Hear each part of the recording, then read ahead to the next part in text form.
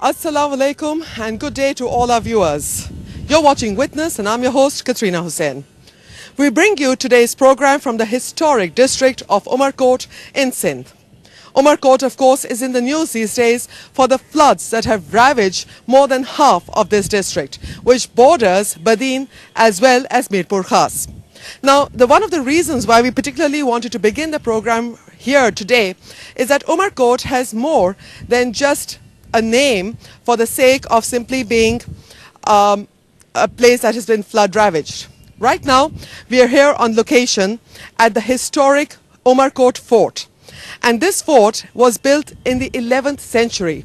Since then, it has changed hands over the centuries, over the years, and many different dynasties, including the Talpurs and the Kalhoros, have built and rebuilt portions of this fort. But one historical significance of this place, very known to very few people perhaps, and that is that Umerkot is the birthplace of the great Mughal emperor Akhbar. That's right, he was born in Umerkot. Just to give you a quick history lesson before we go into our flood coverage, and I have it written down here so I don't make any mistakes. The Emperor Humayun, of course, he took over as the Mughal emperor in 1530. And in 1542, after he was defeated by Sher Shah Suri, he came here to Umerkot. That's in 1542. And that's the same year that the Emperor Akhbar was born right here in Umerkot district, not far from where we are standing right now. Of course, Humayun eventually regained his empire. He made his way back to Delhi and he regained his empire in 1555. Unfortunately, he held on to his empireship, or emperorship rather I should say, for just a year, and after which he died, and the greatest reign of the greatest Mughal emperor ever, which is Emperor Akbar, begins in 1556. So that's it for the history lesson here. But of course, I, being completely mad about Mughal history, couldn't resist but to tell you about it. What I am really here in this district for is to tell you about the floods. And as we made our way here to Umerkot yesterday, we passed through absolutely devastated terrain. We drove through Tando Alayar, Tando Jam, through Mirpurkhas, and then made our way to Umerkot. And when we got here, just before, in fact, we arrived in Umerkot, we came across a village which was right across from the Mirpurkhas sugar mills. And that was a story in and of itself. The villagers had blocked the road, and this is what they had to say.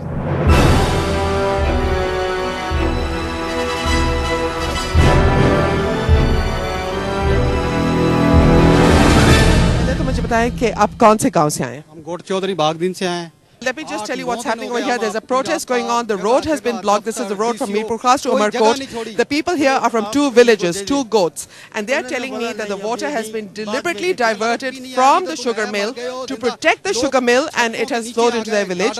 And for more than 10 days, they have received no food, no aid. They've been going to government office, to DCO offices, and they are not receiving any food, any relief from the government, or for that matter from civil society. Now I'm with these villagers. They're protesting on the road, but they've agreed to take me to their villages because they're saying that houses have fallen and women are injured, people have broken legs, and there are lots of people there. So we're going to walk over there, and these villagers are going to show me what exactly has happened. So shall we, Chilli?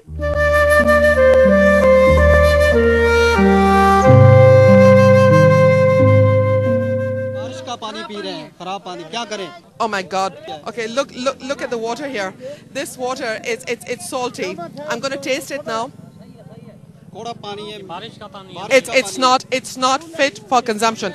This is saline water, it's dirty water, and this is what the people here are being given to drink. This is a crying shame. This is a crying shame.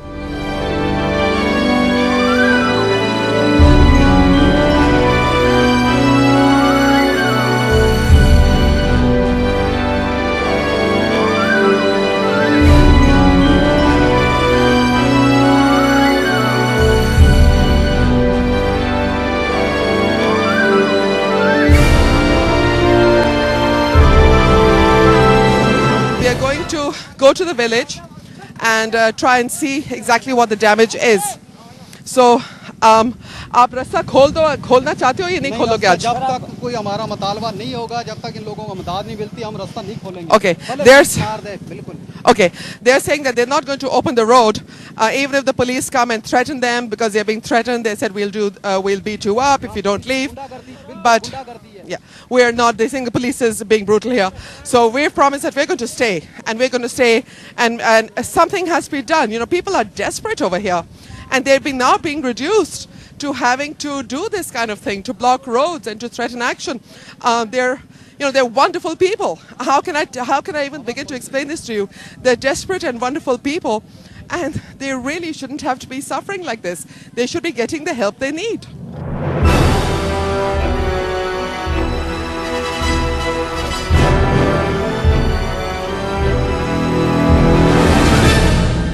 What basically they're saying is that the factory right over there, if we can see that's a factory, and contaminated water is coming from that factory. They have no employment. They're trying to get jobs. These women who are getting off this truck here, they're desperate. They're desperate to get any kind of money, any kind of food right now. And earlier that factory we were showing you, the villagers are saying that contaminated water, chemically contaminated water is flowing down here. Now I tasted some of the water that the people are using here for drinking. It's definitely not fit for human consumption.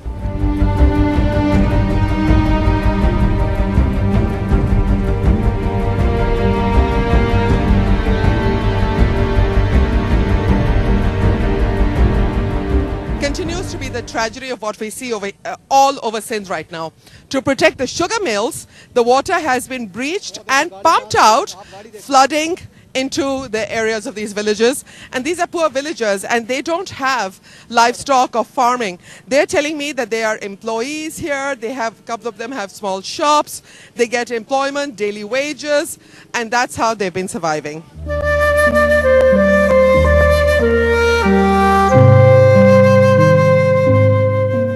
Okay, the villagers tell me that this very road that we're walking on, which has completely been destroyed right now, as you can see, is broken. This was actually all covered with water, and that's why these villages have been completely cut off, and they've received no help, and they're really angry. They've been protesting here for several days now, and they said that the police is threatening them. They make promises or they make threats, but they don't really help them, and all they want is food and relief.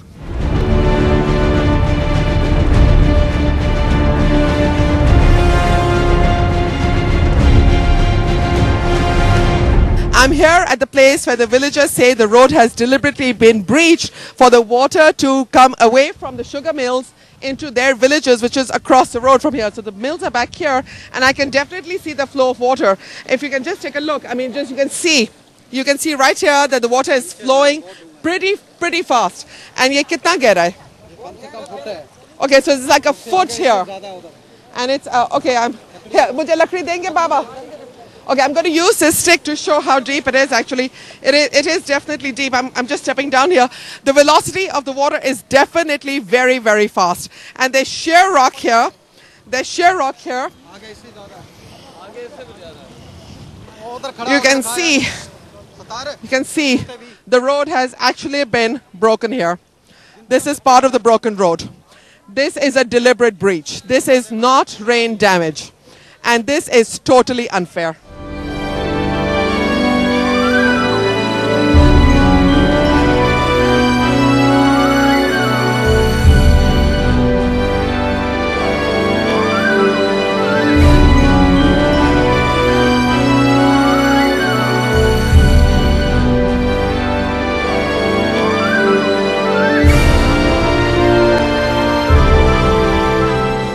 Look at this water. It's dirty, it's filthy, and it has a lot of alcohol, ethanol in it from the sugar factory as well. This is just criminal. This is just criminal what's happening over here.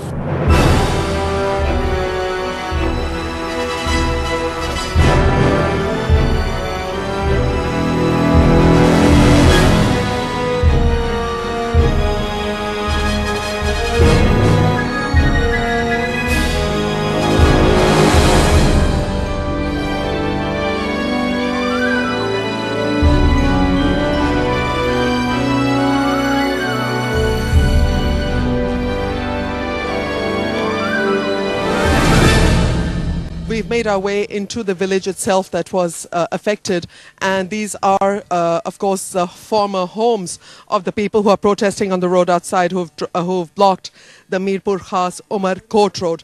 Chaudhry Baghdin, that's the name of this village here. Oh my God! Look at the mosquitoes here. Okay, so they're burning these things, and you can already see the dozens of mosquitoes here, and this is what's left of people's homes. These houses actually collapsed, trapping people underneath. Women, children were taken out from under the rubble, and this community, this village, has no government doctor, no government dispensary. There's only a private doctor that the villagers have introduced me to, or pointed out rather, his office, and he charges what he wants, so they say.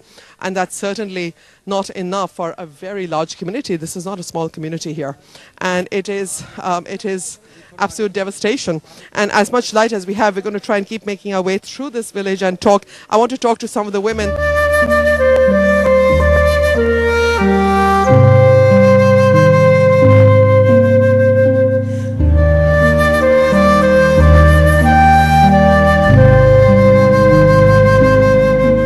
The mosquitoes here, they're coming in swarms. It's sunset right now. This is most dangerous time to be out here. And there's water everywhere in the village. There are children here. And these children are going to be bitten by these mosquitoes every night. And there is going to be malaria and all other kinds of diseases here. And it's just absolutely mind-boggling that the people haven't done anything about this, that the government is not doing anything about this.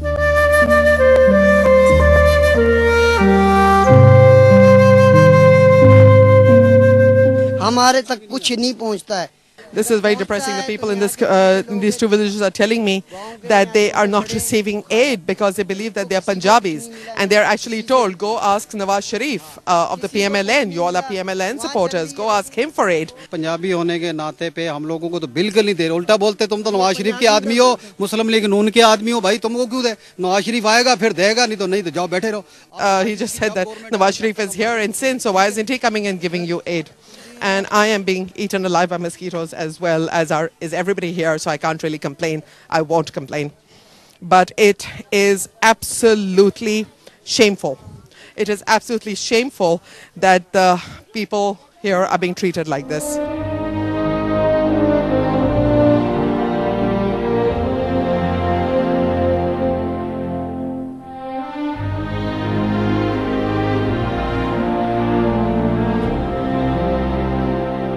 The villagers continued to protest late into the night, but eventually opened the blockade, allowing us to pass through after we filed a story from the spot explaining that aid was not reaching these people.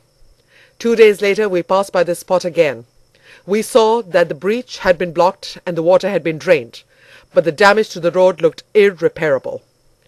I talked to the villagers again, and they told me they had received some minor aid in terms of food, but they were still lacking fresh water.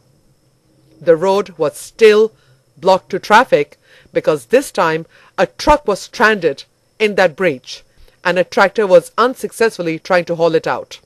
We had to reroute. So that was what happened the day before when we were on our way to Umerkot. Now today in Umerkot we are going to explore the district, see where the damage is. We have spoken to the people here, and a lot of us have told us that the damage is extensive. In fact, 100% damage in many of the villages that border Mirpurkhas and Badin. Parts of Umerkot which border Tharparkar are less affected. That's not to say that they are completely unaffected, but they are partially affected. Houses have collapsed, livestock has been killed, but at least they have some way of going back to their homes. The water levels are, we are told, receding now, so people are making their way back, but they are going to need help when they return to their broken homes and waterlogged lands. Probably not going to be fit for cultivation for a while. In fact, as we were driving over here, we found endless acres upon acres of sugarcane and cotton crop that has been completely destroyed. Sugarcane standing in water up to a foot to 2 feet of water. That crop is gone. And the cotton crop, it was really sad to see that. That's a cash crop and it's gone.